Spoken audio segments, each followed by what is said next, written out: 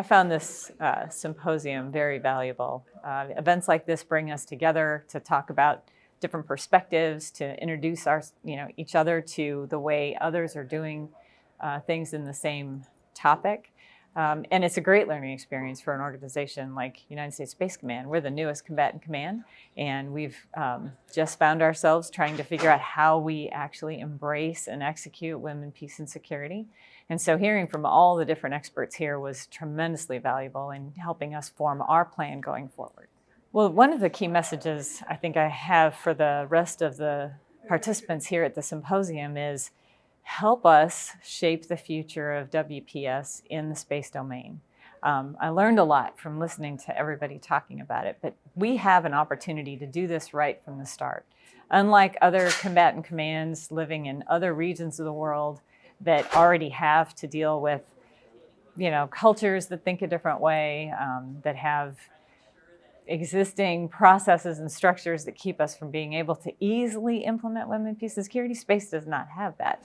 Our challenge, of course, though, is there are no people living there yet. So how do we use something like WPS in our everyday operational planning and considerations to make sure that the domain stays open, free, inclusive, and just a place where we can actually model the kinds of values we look for in WPS. So some of the things I learned is how to use data. That's been one of my big questions all along, is how do you use data to get to the solution we need? Again, we don't have a lot of gender disaggregated data. We don't even have genders in our AOR for the most part, right? With the exception of a few astronauts. So how would we use gender disaggregated data? How would we use any data to help us make good decisions? I think we've got a great way forward on that after the discussion from Dr. Hudson.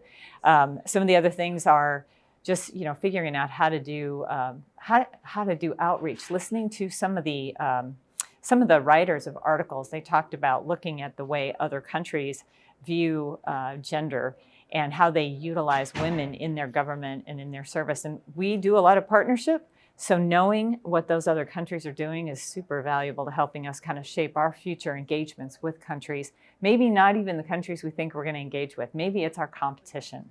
But understanding how they're incorporating women or not helps us find a way to leverage the benefits of incorporating women and maybe help them shape how they do things in the future, but definitely gives us the opportunity to show ourselves as a leader and maybe a preferred partner.